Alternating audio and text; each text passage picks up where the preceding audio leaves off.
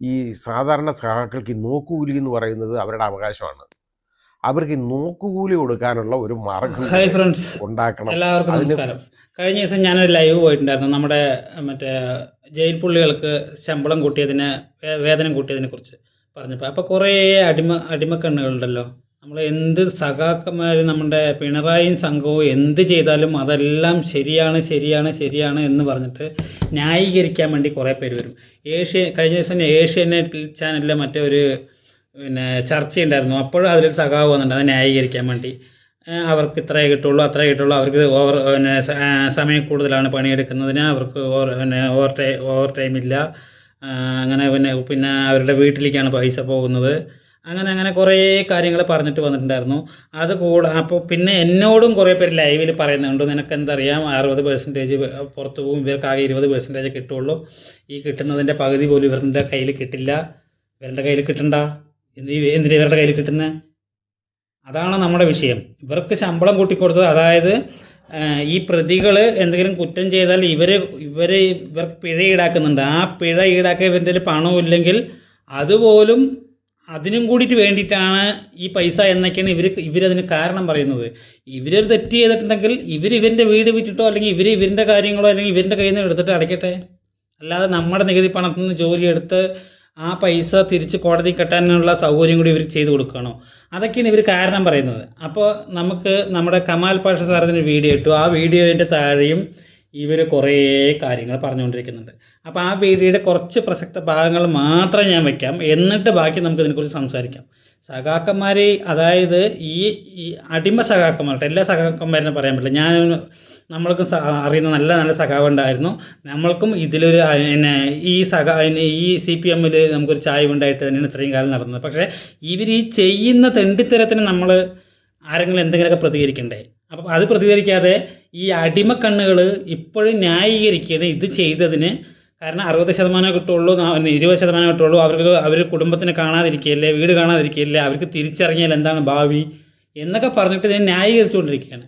അപ്പോൾ ഞാൻ ആ കമാൽ പാഷ സാറ് പറഞ്ഞത് മാത്രം വയ്ക്കാം, അതിൻ്റെ കുറച്ച് ഭാഗങ്ങൾ, എന്നിട്ട് നമുക്ക് അതിനെക്കുറിച്ച് സംസാരിക്കാം. നിങ്ങളെല്ലാവരും കേൾക്കണം. എന്നെയും കൂടി ലൈവിൽ തെറി പറഞ്ഞത് കൊണ്ടാണ് ഞാനിത് ഒരുപാട് സെർച്ച് ചെയ്തിട്ട് ഈ വീഡിയോ കണ്ടത്. അതുകൊണ്ടാണ് ഇതിവിടെ വെക്കുന്നത്. ഒരു സഖാവ് എഴുതിയേക്കാണ്, ഇത് ഞാൻ പറയുന്നതൊക്കെ വിവരക്കേടാണ്, ആളുകളെ തെറ്റിദ്ധരിപ്പിക്കുകയാണ്. ആശമാർക്ക് ജോലി എന്ന് പറയുന്നത് രാവിലെ ഒരു വൈകുന്നേരം വരൊന്നുമില്ല. അവർക്ക് ഇവരെ പണി കഴിഞ്ഞ് വേറെ ജോലിക്ക് പോകാം. അത് ശരിയാണ്, അവർ ജയിലിൽ കിടക്കല്ല, അവർക്ക് വേറെ ജോലിക്കൊക്കെ പോകാം, കുഴപ്പമൊന്നുമില്ല. ഏതാശയം എവിടാ ജോലിക്ക് പോകുന്നേ? സുഹൃത്തെ, നിങ്ങൾ റിയാലിറ്റി മനസ്സിലാക്കിയിട്ടുണ്ടോ? നിങ്ങളുടെ തലയിൽ നിങ്ങളിത് അടിച്ചു കയറ്റി വെക്കുന്നതല്ലാതെ നിങ്ങൾക്ക് തലയിൽ എന്തെങ്കിലും ഉണ്ടോ? ഒരു ഓളം പോലും തലയിലില്ല. അങ്ങനെ ഇല്ലാത്തവന്മാർ ഇതേ പറയുള്ളൂ. അതിന് ഞാൻ മറുപടി പറയേണ്ട കാര്യം തന്നെ. എന്നിട്ട് അയാൾ എഴുതിയേക്കാണ്, ജയിലിൽ കിടന്ന് ഇവർക്ക് നല്ല ഭക്ഷണം 3 നേരം കിട്ടും എന്ന് പറയുന്നു. 3 നേരം കിട്ടും, വയറ് നിറച്ച് ഭക്ഷണം കിട്ടും. പക്ഷേ അത് അവരുടെ ടേസ്റ്റ് അനുസരിച്ചുള്ള ഭക്ഷണമല്ലല്ലോ കിട്ടുന്നത്. അത് സത്യമാണ്.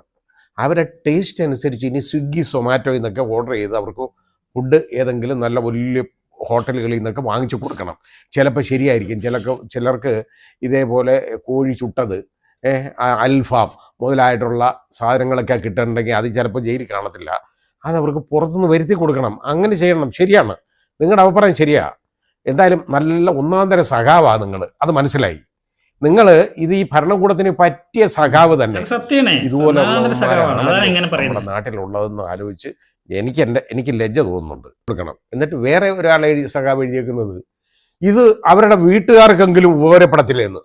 അത് ശരിയാ, വീട്ടുകാർക്ക് ഉപകാരപ്പെടാനാ വല്ലവനെയും തല്ലി കൊന്നിട്ട് ജയിലിൽ പോകണം, അല്ലെങ്കിൽ കുത്തി കൊന്നിട്ട് വെട്ടി കൊന്നിട്ട് ജയിലിൽ പോകണം. അപ്പൊ അവന്റെ വീട്ടുകാർക്ക് ഉപകാരപ്പെടുമല്ലോ. ഇവിടെ കൊള്ളരുതാത്തവനാണ് അവൻ, അവിടെ ജയിലിൽ പോയി കിടന്നോളും. അപ്പൊ ബാക്കിയുള്ള നമ്മളെല്ലാം ശമ്പളം അതിൽ നിന്ന് പൈസ എടുത്ത് നമ്മുടെ അവന് സുഖമായിട്ട് താമസിക്കപ്പെടണം.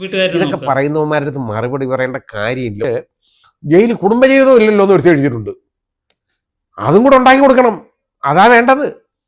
ഇവിടെ ട്രഷറി പറ്റി വരണ്ടിരിക്കുന്ന ട്രഷറി എന്ന് പറഞ്ഞിട്ടാണ് പുതിയ കാർ മന്ത്രിക്ക് വാങ്ങിക്കാനും അതിനും ഇതിനും പിന്നെ വിദേശയാത്രയ്ക്കും എല്ലാം ഇഷ്ടം പോലെ കോടിക്കണക്കിന് എടുത്ത് പെരുമാറുന്നത്. ഇവിടെ ആശമാർക്ക് ശമ്പളം കൊടുക്കാൻ പൈസയില്ല. വേറൊരു സഹോദരൻ എഴുതി കണ്ടപ്പോൾ ഒരു സങ്കടം വന്നു. അയാളുടെ ഭാര്യ MA ലിറ്ററേച്ചർ കഴിഞ്ഞതാണ്. MA ലിറ്ററേച്ചർ MA ഇംഗ്ലീഷ് ലിറ്ററേച്ചറും, അത് കഴിഞ്ഞ് BEdും, അത് കഴിഞ്ഞ് സെറ്റും പാസ്സായതാണ്. ഒരു ചെറിയ ഒരു ജോലി, അതായത് ഇത് കാഷ്വൽ വേജസ് ആണ്, ഡെയിലി വേജസിലൊരു ജോലി, ദിവസം 630 രൂപയാണ് ശമ്പളം. അതായത് ഈ തടവുള്ളിക്ക് കിട്ടുന്ന ഇന്നും 10 രൂപ. പക്ഷെ അവർക്ക് ചാപ്പാടെന്നിട്ട് ഇവരുടെ ശമ്പളം ഈ കൂട്ടിക്കൊടുക്കാനുള്ള ഈ തീരുമാനം എന്ന് പറയുന്നുണ്ടല്ലോ, ഇത് കരുതി കൂട്ടിയുള്ള ഒരു കാര്യമാണ്. ഇത് വലിയ ചർച്ചകൾ ഒഴിവാക്കി ഇതിലെ ചെറിയ കാര്യങ്ങളിലേക്ക് ശ്രദ്ധ തിരിച്ചുവിടാൻ ചെയ്യുന്ന ഒരു പണിയാണ്. ശരിയാണ്, സ്വർണ്ണക്കൊള്ളയൊക്കെ കത്തി നിൽക്കല്ലേ ഇപ്പോൾ. ശബരിമലയിൽ അയ്യപ്പൻ്റെ സ്വർണ്ണം കെട്ടുകൊണ്ട് പോയത് സഹാക്കന്മാരിപ്പോൾ 4 സഹാക്കളായി ഇപ്പാകത്ത്, ശങ്കരദാസ് ഉൾപ്പെടെ. ഈ സാധാരണ സഹാക്കൾക്ക് ഈ നോക്കുകൂലി എന്ന് പറയുന്നത് അവരുടെ അവകാശമാണ്. അവർക്ക് ഈ നോക്കുകൂലി കൊടുക്കാനുള്ള ഒരു മാർഗം കൂടെ അതിനെക്കുറിച്ച് കൂടെ ഗാഢമായിട്ട് ഇലക്ഷൻ വരാൻ പോവല്ലേ. അപ്പം ഇതുപോലെ കുറേ എണ്ണം റിമാൻഡ് തടവുകാർ കിടപ്പുണ്ട്. അതിനൊക്കെ കൂടെ നോക്കുകൂലി കൊടുക്കാനുള്ള ഒരു മാർഗം കൂടെ. ഞാൻ തെമ്മാടി എന്നത് മാറ്റി വേണമെങ്കിൽ പരനാറി എന്നാക്കാൻ, കാര്യം അത് മഹത്തായ പദമാണെന്ന് അദ്ദേഹം തന്നെ തെളിയിച്ചിട്ടുണ്ടല്ലോ. ഇപ്പോൾ ഇതാണ് ബുദ്ധിയുള്ള ആളുകൾ ഇതിനെക്കുറിച്ച് സംസാരിക്കുന്നുണ്ട്. അതിന് വേണ്ടിയിട്ട് ഇത് വെച്ചത്. ആളുടെ വീഡിയോ അതിലും കൂടുതലാണ്, വലിയ വീഡിയോ ആണ്. ബുദ്ധിയുള്ള ബോധമുള്ള ആളുകൾ, പിന്നെ മുൻ ജഡ്ജിയാണ്, റിട്ടയർഡ് ജഡ്ജിയാണ്, ആൾ സംസാരിക്കുന്നുണ്ട്. അപ്പോൾ ഇതുപോലുള്ള വീഡിയോസൊക്കെ കണ്ടിട്ട് നിങ്ങൾ ഈ ന്യായീകരിക്കുന്ന അടിമകൾക്ക് ഇതുപോലുള്ള വീഡിയോകളൊക്കെ കണ്ടിട്ട് നിങ്ങളെ കുറിച്ച് തന്നെ ആലോചിക്കുക. നിങ്ങളൊരു ജോലിക്ക് പിന്നെ പഠിച്ചിട്ട് വിദ്യാഭ്യാസം നിങ്ങൾ PSCക്ക് പോയിട്ടും അല്ലാണ്ടും അങ്ങനെയും ഇങ്ങനെയും ജോലിക്ക് പോയിട്ടും രാവിലെ മുതൽ വൈകുന്നേരം വരെ കെട്ടിടം പണിക്ക് പോയിട്ടും അങ്ങനെ എല്ലാവർക്കും കിട്ടുന്ന ശമ്പളം എത്രയാണ് എന്ന് നിങ്ങൾ ചിന്തിക്കുക. ഈ 10-14,000 പിന്നെ കുറ്റവാളികൾ ജയിലിനകത്തുണ്ട്, അതിൽ 3,000-3,500 പേർക്ക് ഇത് ഉള്ളൂ എന്നൊക്കെ പറഞ്ഞിട്ടാണ് ന്യായീകരിക്കുന്നത്. എന്തിനതിൻ്റെ ആവശ്യം? 350 രൂപ ആക്കണം എന്ന് പറഞ്ഞിട്ട് ഒരാൾ ഹർജി കൊടുത്തെങ്കിൽ ആ 350 രൂപ 300 രൂപയോ 310-ഓ 320-ഓ ആക്കാതെ ഡയറക്റ്റ് നേരെ കോടതിയുടെ പോയി 620 ആക്കണമെന്ന് പറയുന്നത് എന്ത് ന്യായത്തിലാണെന്ന് എനിക്ക് മനസ്സിലാവുന്നേ ഇല്ല. എന്നിട്ട് ആക്കിയത് പോലെ അതിനെ ന്യായീകരിച്ചുകൊണ്ടിരിക്കുകയാണ് പറയുന്നത്. പിന്നെ കാരണങ്ങൾ പറയുന്നത് അറിയാം, കർണാടകയിൽ കൊടുക്കുന്നുണ്ടല്ലോ, അത് നിങ്ങൾക്ക് പറയാനില്ലെന്ന്. കർണാടകയിൽ കൊടുക്കുന്നതിന് കർണാടകക്കാർ പറയട്ടെ, നമ്മളെന്തിനാണ് പറയുന്നത്? നിങ്ങൾ കർണാടകയിൽ കൊടുക്കുന്നുണ്ടെങ്കിൽ അതിനെക്കുറിച്ച് നിങ്ങൾ അവിടെ പോയി ചോദിക്കുക, അല്ലെങ്കിൽ കർണാടക സർക്കാരിൻ്റെ പണം ഉണ്ടാകും, അവർ കൊടുക്കും. അവിടെ ഭരിക്കുന്ന ആരാ? കോൺഗ്രസ് ആണെന്ന് പറഞ്ഞിട്ടാണോ? അത് പറയുന്നില്ലല്ലോ പറഞ്ഞത്. നമ്മൾക്ക് കോൺഗ്രസ് ആണോ കമ്മ്യൂണിസ്റ്റ് ആണെന്നല്ല, തെറ്റും തെണ്ടിത്തരവും കാണിക്കുമ്പോൾ അത് പറയുന്നെ വേണം നമ്മൾ. കാരണം ഇതിന് ഹർജി കൊടുക്കാൻ പറ്റും സാധാരണക്കാർക്ക്, ഇത് പറ്റില്ല എന്ന് പറഞ്ഞിട്ട്. കാരണം അത്രയും പേര് ജോലിയില്ലാതെ 300, 400, 450 രൂപയും ശമ്പളത്തിന് ഒരുപാട് പേര് ഗവൺമെൻറ് സ്ഥാപനത്തിന് ഡെയിലി വേജസ് ആയിട്ട് 300, 350, 400 രൂപയ്ക്കും കഷ്ടപ്പെടുന്നുണ്ട്. ഗവൺമെൻറ് ആശുപത്രികളിൽ ഡെയിലി വേജസിന് 450, 500 രൂപയ്ക്കേ ഉള്ളൂ. 500, 600 ഉണ്ടാവും. ഇതിന് നമ്മൾക്ക് ഫുഡ്, ഭക്ഷണം, പെട്രോൾ എല്ലാം കഴിഞ്ഞിട്ടാണ് നമുക്ക് ആ ശമ്പളം കിട്ടുന്നത്, പൈസ കിട്ടുന്നത് അല്ലേ. അപ്പം അങ്ങനെയൊക്കെ നടക്കുന്ന കാലത്തിൽ ഇവർക്ക് ഇത്രയും ശമ്പളം കൂട്ടി കൊടുക്കുമ്പോൾ അത് പ്രതികരിക്കുക തന്നെ വേണം. ഇതിൽ സത്യസന്ധമായിട്ട് പറയുകയാണെങ്കിൽ ഇതിൽ സാറ് പറയുന്നത് പോലെ ഇത് വലിയ തെറ്റുകൾ മറയ്ക്കാൻ വേണ്ടി ഈ ചെറിയ കാര്യങ്ങൾ എന്ന് തോന്നിപ്പിക്കുന്ന കാര്യങ്ങളെ എടുത്തിട്ട് മുന്നോട്ടുടനെ ചർച്ച ചെയ്യാൻ ചെയ്യും. അത് കൂടുതൽ ചർച്ചയായില്ലെന്ന് മാത്രം. രാഹുൽ മാങ്കൂട്ടത്തിലുള്ളിടത്തോളം കാലം ഇനി ഈ ചർച്ചയായി വരില്ലല്ലോ, രാഹുലിൻ്റെ കാര്യങ്ങൾ മാത്രമേ ചർച്ചയാവുള്ളൂ. അപ്പോൾ ഇന്നിപ്പോൾ രാഹുലിന് ജാമ്യം കിട്ടിയിട്ടില്ല. ഇനിയിപ്പോൾ തിങ്കളാഴ്ച പത്തനംതിട്ട കോടതിയിലേക്ക് പോവുകയാണെന്നൊക്കെ പറയുന്നുണ്ട്. അപ്പോൾ അതൊന്നും നമുക്ക് അറിയില്ല. അത് ജാമ്യം കിട്ടിയാലും കിട്ടിയില്ലെങ്കിലും നമുക്ക് വിഷയമല്ല ചോദിച്ചാൽ വിഷയമല്ല. രാഹുൽ മാങ്കൂട്ടത്തിൽ ശക്തമായിട്ട് തന്നെ തിരിച്ചു വരും. അത് തോന്നുകയാണ് ആൾക്ക് നെഗറ്റീവായി എന്ന്. ഇനി രാഹുൽ മാങ്കൂട്ടത്തിൽ ഒറ്റ രക്ഷയേ ഉള്ളൂ, ഇനി രാഷ്ട്രീയത്തിലേക്ക് വരാതിരിക്കുക. കാരണം രാഷ്ട്രീയത്തിലേക്ക് വന്നാൽ ഈ 3 കേസും കൊണ്ട് ഇപ്പോൾ നിന്നത് ഇനിയും ഓരോരോ പെൺകുട്ടികളായിട്ട് വന്നു കഴിഞ്ഞാൽ കോൺഗ്രസിന് അതൊരു തലവേദനയായി മാറും. അപ്പോൾ രാഹുൽ മാങ്കൂട്ടത്തിൽ വല്ല ജോലിക്കും പോയി വേറെ വല്ല പരിപാടിക്കും പോയാൽ പിന്നെ ഏത് പെൺകുട്ടികളും മുന്നോട്ട് വരില്ല എന്നെ പറ്റിച്ചു എന്ന് പറഞ്ഞിട്ട്. ഇപ്പോൾ കയറി ജ്വലിച്ച് നിൽക്കുന്നത് കൊണ്ടാണ് വരുന്നത്. അപ്പോൾ ഓക്കെ, അത് വിഷയം അതങ്ങനെ, ആ വിഷയമല്ല നമ്മുടെ ഈ വിഷയം. അപ്പോൾ സഖാക്കന്മാരെ ഒന്നും നിങ്ങൾ മനസ്സിലാക്കുക. സഖാക്കന്മാരെ വേറെ എല്ലാ സഖാക്കന്മാരില്ല കേട്ടോ.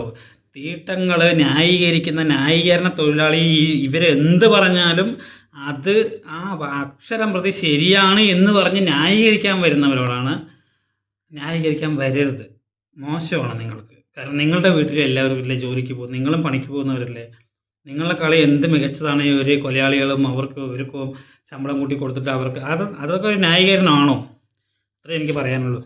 അത് എന്നെ ഇന്നലെ എൻ്റെ ലൈവിലും കൂടി പറഞ്ഞത് കൊണ്ടാണ് ഞാനിപ്പോൾ ഈ കാര്യം എടുത്തിട്ട് വീണ്ടും സംസാരിച്ചത്. Okay bye. വീഡിയോ ഇഷ്ടപ്പെട്ടാൽ ലൈക്ക് ചെയ്യൂ, ഷെയർ ചെയ്യൂ, കമൻറ്റ് ചെയ്യൂ, സബ്സ്ക്രൈബ് ചെയ്യൂ. ഹൈപ്പ് ഉണ്ടെങ്കിൽ ഹൈപ്പ് ബട്ടൺ അമർത്താൻ മറക്കരുത്.